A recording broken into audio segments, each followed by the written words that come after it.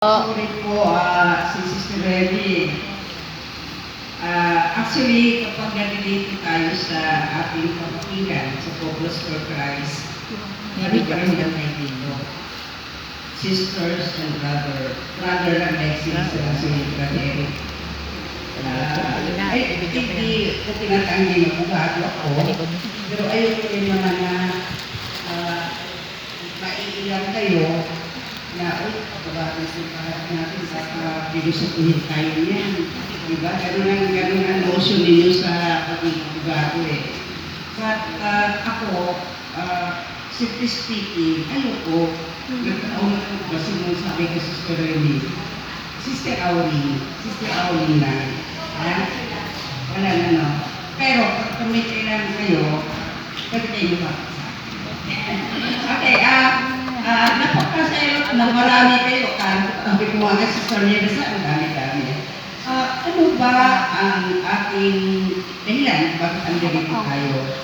Unang-una napanood ninyo ang video. Sinong nakakaalam ng kahulugan ng Pentecostes aside from the fact na sinabi niya kanina? Pentecostes. Kailan ito nangyayari?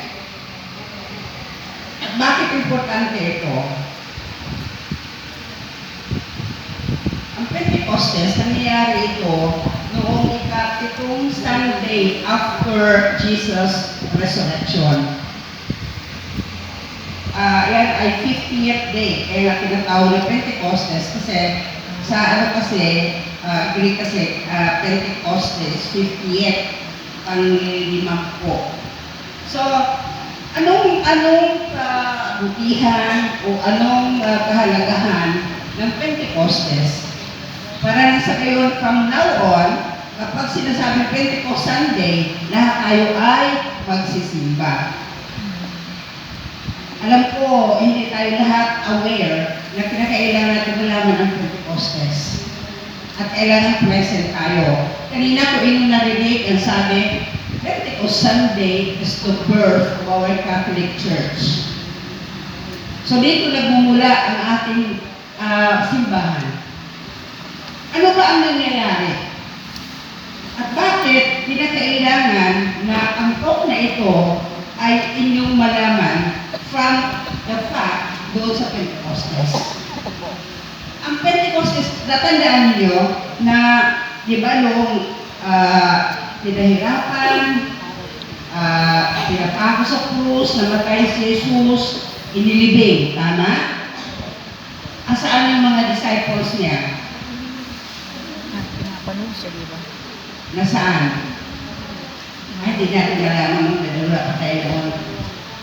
Pero historically, ang nangyari, Si Mama Mary, ano ba ang ginagawa ng isang umiiyak na si Mama Mary, hindi na siya magawa. na kapag yung leader niya ay hinuli, kinulong, pinatay? Wala mang magawa yung mga Anong gagawin ng grupong yun?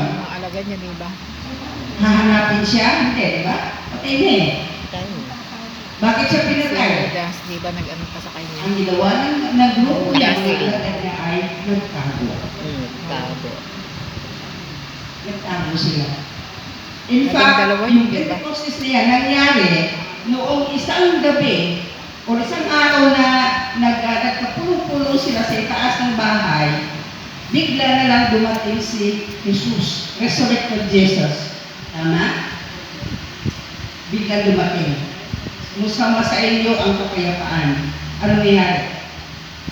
Natuwa pa sila? Natuwa? Hindi, Sister Karin, hindi sila natuwa. Nagulumihanan sila. Bakit? Kasi pa naman, nakita nila ipinako, nakita nilang namatay, nakita nilang inilibing. Tapos ang magdasalin, andito siya, magsasabi na sumasaid ng kapayapaan. So, ang ibig sabihin, kaya nagpakita si Jesus, dahil may ipinako kasi si Jesus sa kanila eh. Ito yung katuparan ng pangako ni Jesus na hindi siya nila iiwan. Ay hindi nila siya iiwan. Ano pong sabi pa nga niya? Huwag kayong umalis sa lungsod na ito hanggat hindi ninyo natatanggap ang kapangyarihang ipinangako ko sa inyo. Bakit? Saan ba pumunta si Jesus? Umakyat sa langit. Ascension. After the resurrection, the ascension. Tama? At ito pinag-uusapan natin sa Pentecostes, yun ang third mystery ng glorious. Kanina? Una, resurrection, ascension, and the descent of the Holy Spirit upon the disciples and Virgin Mary. Ito yung third. Napaka-importante siya dahil sa tayo, bakit kaya kailangan bababa pa sa hindi na dumiretso na lang si Jesus nung nabuhay muli. Hindi na lang siya dumiretso umakyat sa langit. Pinumpahan pa niya dahil ibinili niya sa kanya na huwag kayong umalis sa Jerusalem hanggat hindi niyo matanggap ang kapangyarihan ibibigay ko sa inyo. At yun nga yung Holy Spirit. Yun nga yung ginawa niya sa Pentecostes. Alam niyo yung God's love, di ba? First thought. Tama? God the Father creates, lumikha. Nilikha ng dakilang Ama, ng Diyos Ama, ang sanlibutan. God the Son redeems or saves. Si Jesus, di ba? At ano yung third? Sa Holy Trinity, the Holy Spirit sustains. Tama, di ba? Nagpapanatili. Ang banal na Espiritu ay nagpapanatili ng Diyos sa atin. Saan tatlo? Holy Trinity.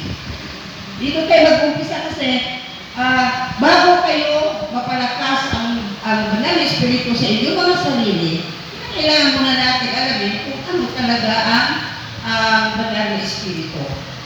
Pero maniniwala ba kayo at aamin ba kayo na sa buhay natin, ang alam lang natin na Diyos, dalawa lang.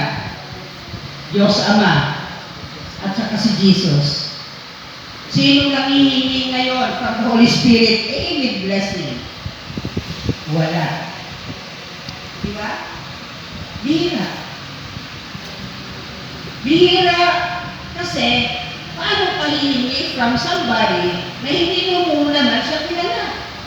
Kilala mo ang Diyos Ama. Almighty Father, ganito gawin mo, ganyan, hihingi ka. Dahil alam mo sa Diyos Ama eh.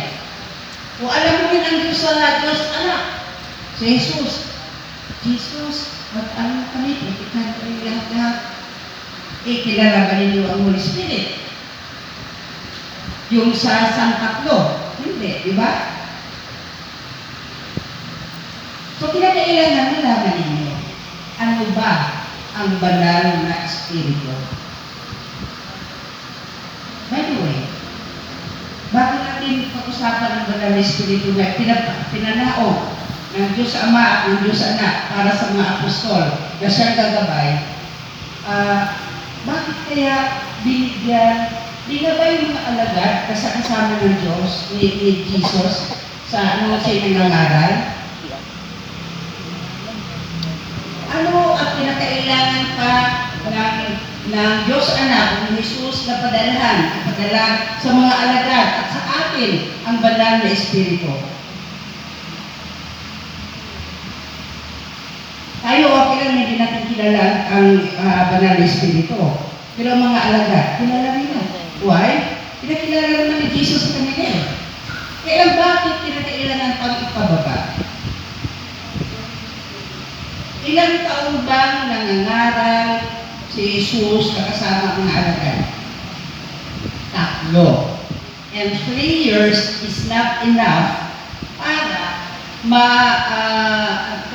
para yung lahat ng mga apostol ni Jesus na gagawin ng mga alagad ay magawa niya.